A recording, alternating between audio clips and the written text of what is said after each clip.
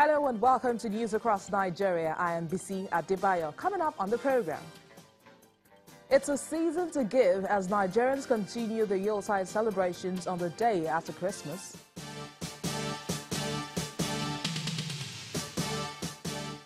And the Adamawa state government partners the EU and other global partners on conflict resolution.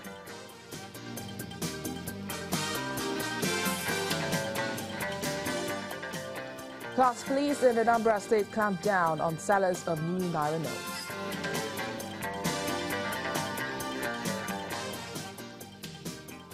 In the spirit of giving this Yuletide season, Nigerians are sharing the love to the needy in the society. In Delta, Cross River and River States, some Nigerians went out and about to ensure that those who do not have are not left out.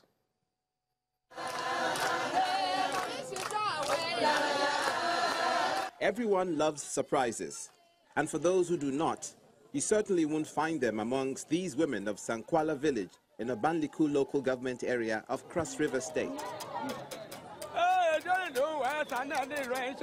They are aged, and most of them widows. Their reason for singing and dancing is appreciation of gifts from a member of the community who surprised them by calling them together to give out items including rice and clothing. I was not even hoping of this. In fact, wonderful. It's too much. It's too much. I'm very happy. I am very happy, and everybody here is happy. The Good Samaritan gives a reason for his altruism. Once you're born, you're no longer your mother's or father's child. You're everybody's child. And you never can tell one of them may have contributed one way or the other. So what can we do rather than to come home to say thank you? In River State, around Gambia Street, little do the people know someone is about to come bearing gifts.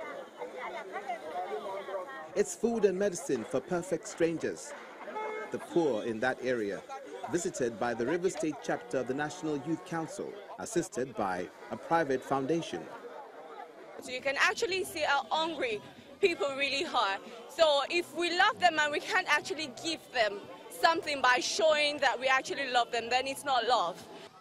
This orphanage in Asaba, the capital of Delta State, is about to be paid a visit by yet other well-meaning Nigerians. As the gifts are brought out, the children are excited at getting gifts, even this little Batman. I feel happy because they have come together to share with us and to give us something to use to celebrate for our Christmas. This Christmas is very special to me because so many people are coming to visit us, to celebrate with us, unlike other times. So I feel so happy about it, and I like seeing that. The Reverend Sister who cares for these orphans couldn't be more grateful. It's only when God plants the love in people's hearts that people will be able to think of the orphans. Many have a lot, but they cannot give. It is not because of anything, but there are some people that God has chosen to receive this blessing. That is how I believe. So when I see like that, I appreciate them, and my heart is always full of joy. The giver explains his motive. Life is not always rosy for those who are in this kind of a place. And we took it upon ourselves to come and commune or hobnob with them to make sure that they understand that life is equally sweeter than they are seeing it. It's smiling faces and happy children, as situations like this, which are clearly not isolated incidents, proves some Nigerians still go out of their way to make other people happy, whether they know them or not, especially this Christmas. And in the spirit of the season, over 50 patients discharged from the Bishop Murray Medical Center in Makodi, Benue State, who could not pay their bills, are smiling home now as Governor Samuel Otom has settled their bills. The governor says it's good to make everyone feel a part of the celebration. Hospitals are among the places many pray not to celebrate the Yuletide. When the body is down, then there is no option than to see a physician. But it can be rather embarrassing when the services are received and patients have no money to foot the bill. That's the case of these patients at Bishop Murray Medical Center, Makodi, Benue State. Unknown to some of them, That story is about to change as the governor, Samuel Otom, visits the hospital and moves from ward to ward to interact with the patients. Then he pays the bill for 50 patients who express their joy with these words. I had an umbilical hernia. That's something to do with her nerve.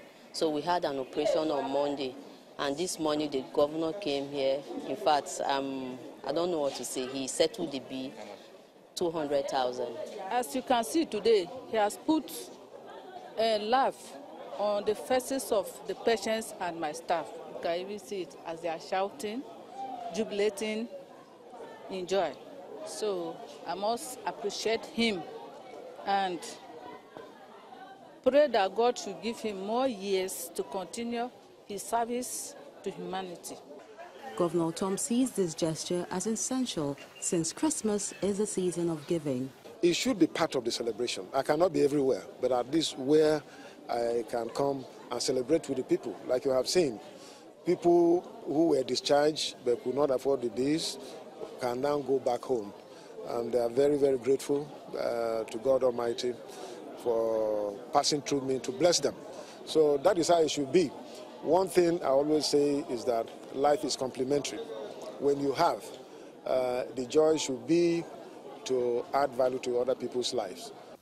Beyond just commending his action, Governor Tom wants it replicated by everyone because giving, however little, could put smiles on the faces of people in need this festive season. In other news now, farmers in Oyo State are being educated to help them increase their yield with advocacy programs to encourage them to embrace a new technology. Experts in tropical agricultural practices lectured farmers from agrarian towns of Oyo, Okeogun and neighboring communities to improve the quality of their crops. But the farmers say their major challenge now is funding. These are farmers in the ancient city of Oyo, Nigeria's southwest region. They're here for the annual Rural Development Program of the Justice, Development and Peace Commission, which helps farmers in the state explore better opportunities for improved yield. We feel that these farmers cannot just stay with the basic skills and information and capacities that they have and make much progress. That is why we decided to invest in training a priest, training sisters, training some of our people who can then help them to network with avenues of and resources of information, of development, of new technologies that can help them to do their farming work much better and get a better yield. The farmers are grateful for this opportunity, but their greatest challenge yet is access to funding.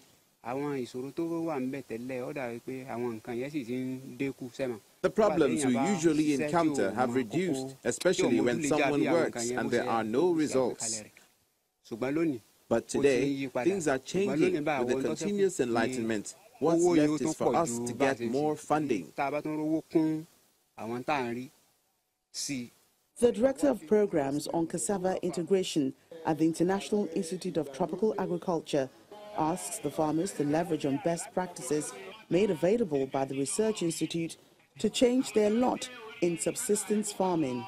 My advice to farmers is to actually have a positive mind and be receptive to some of the technologies that they are receiving from this organization and see how they can work with the organization in order to improve their livelihoods. Because the bottom line is to see how farmers' livelihoods are better off improved. This year's forum recorded an increase in attendance from the agrarian communities, which allowed even more farmers to rub minds and seek greater collaborations.